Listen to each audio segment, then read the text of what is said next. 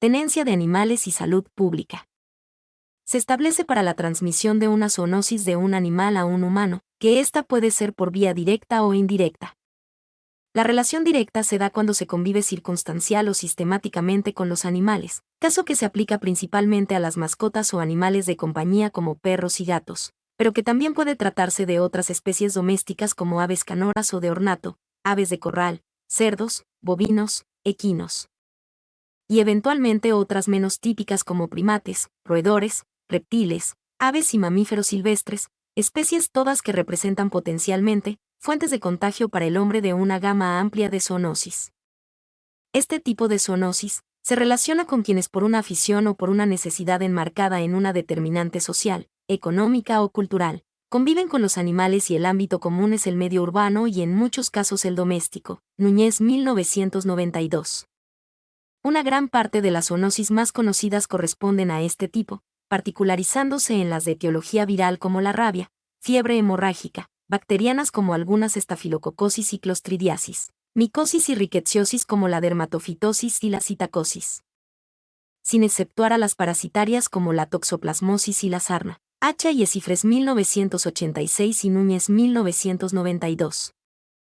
La relación de carácter indirecto es atribuible a aquella zoonosis, cuyo ciclo de transmisión debe integrarse a través de la intervención de diferentes elementos del medio ambiente como suelo, agua, alimentos, materia orgánica proveniente de los animales y vectores que intermedian el contacto. Que de acuerdo con lo que previamente ha sido establecido corresponden indistintamente a las categorías de metazoonosis, saprozoonosis o ciclozoonosis, Jualbe 1969.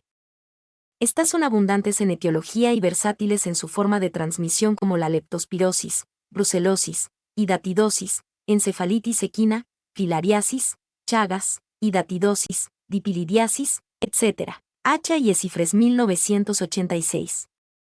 Por último, debe considerarse el caso de aquellas otras zoonosis que pueden ser transmitidas, lo mismo de manera directa que indirecta, incluidas en ellas varias de las mencionadas anteriormente. Jualbe 1969, Hacha y Esifres 1986.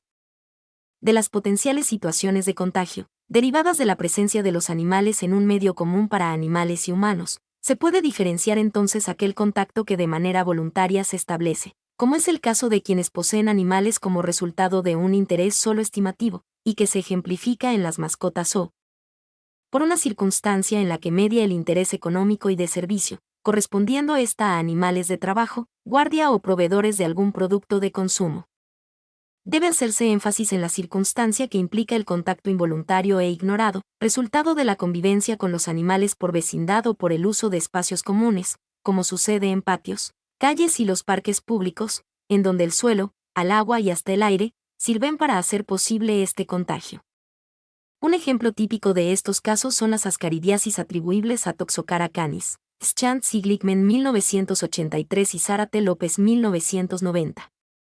Se establece que las zoonosis se pueden transmitir a partir de los mismos animales, otras formas de vida o bien, a través de vehículos y materia inerte. El riesgo de contraer una zoonosis no está definido por la posesión o no de los animales, simplemente se refiere a un hecho epidemiológico de carácter ambiental y por lo tanto, a un evento definible como riesgo, que adquiere características particulares en el contexto urbano. Schantz y Glickman 1983 y Zárate López 1990.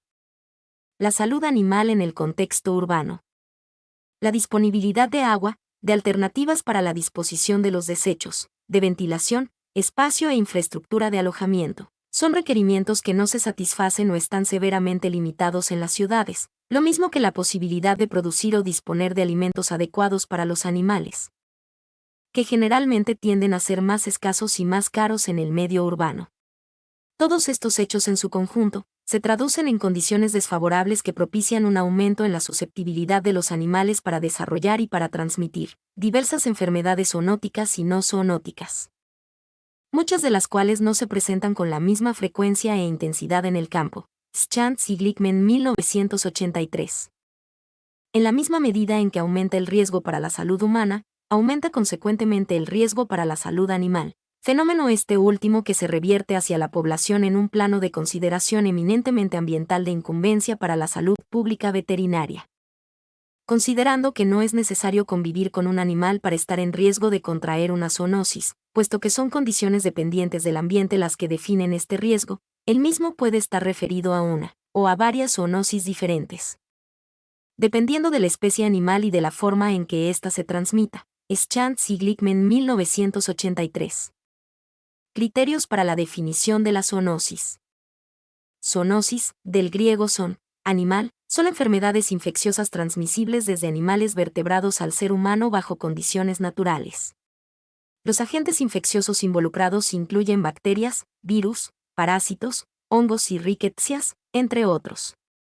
Estas infecciones, según su ciclo, pueden ser clasificadas como sinantrópicas cuando tienen un ciclo urbano o exoantrópicas, cuando el ciclo es selvático. Algunas zoonosis pueden presentar ambos ciclos, como por ejemplo la enfermedad de Chagas, Davanch 2003. El Diccionario Terminológico de Ciencias Médicas 1984 define la zoonosis como el estado morboso producido por parásitos animales. Según Jualve 1969, una mejor definición incluso en una perspectiva operativo-administrativa sería la siguiente. Las zoonosis son aquellas infecciones e infestaciones que en la naturaleza comparten el hombre y otros animales vertebrados inferiores. Las zoonosis se pueden clasificar atendiendo a distintos criterios. Quizá la clasificación más conocida se realiza según la frecuencia y la gravedad de la enfermedad en el hombre. Zoonosis mayores. Son aquellas zoonosis que se caracterizan por ser las más frecuentes o bien las más graves, por ejemplo la rabia y la tuberculosis. Zoonosis menores. Generalmente se caracterizan por ser raras o bien por presentar un proceso clínico en el hombre de tipo benigno, fiebre aftosa y enfermedad de Newcastle. Zoonosis excepcionales. Se presentan de forma esporádica como la encefalitis B. Martínez Conde 1975. De acuerdo con Gil y Sammartino 2000, las zoonosis se clasifican en zoonosis directa. No significa que sea de transmisión directa. Para su mantenimiento solo hace falta una especie de vertebrado. Rabia, no quiere decir que solo afecte a una especie. Se puede transmitir de forma indirecta, leptospirosis, o directa, rabia. Puede haber más de un huésped, pero con uno es suficiente. Otras: fiebre Q, anthrax, brucelosis, campylobacteriosis, salmonelosis, toxinfección por ceperfringens, virus de meningitis linfocitaria, fiebre Lassa, citacosis, enfermedad de Marburg, influenza, síndrome renal con fiebre hemorrágica. Fiebre Q es importante en humanos, no en veterinaria y a la inversa en la enfermedad de Newcastle. Ciclozoonosis, necesita al menos 2 especies de vertebrados. La mayoría son cestodosis. Es un grupo que recoge menos enfermedades. Quiste y datídico. Hay que aclarar que el hombre es un paso obligatorio, Taenia saginata, y en las que no es obligatorio su paso por el hombre.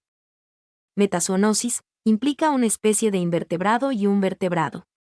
Según el número de invertebrados y vertebrados hay una subclasificación. Una especie vertebrada y una invertebrada fiebre amarilla para mantener el ciclo. 2 especies invertebradas y una vertebrada paragonimiasis. 2 especies vertebradas y 1 invertebrada clonorquiasis. Saprozoonosis, está presente un medio inanimado en el ciclo propagativo de la enfermedad o infección. Fasciolosis. Grupos expuestos a la zoonosis. Grupo 1. Agricultura. Agricultores y otras personas en estrecho contacto con el ganado y sus productos.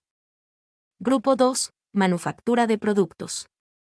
Todo personal de mataderos y de las plantas procesadores y de productos y subproductos animales.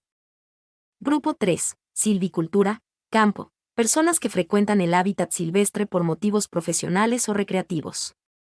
Grupo 4. Recreo. Personas que están en contacto con animales de compañía o silvestres en el medio urbano.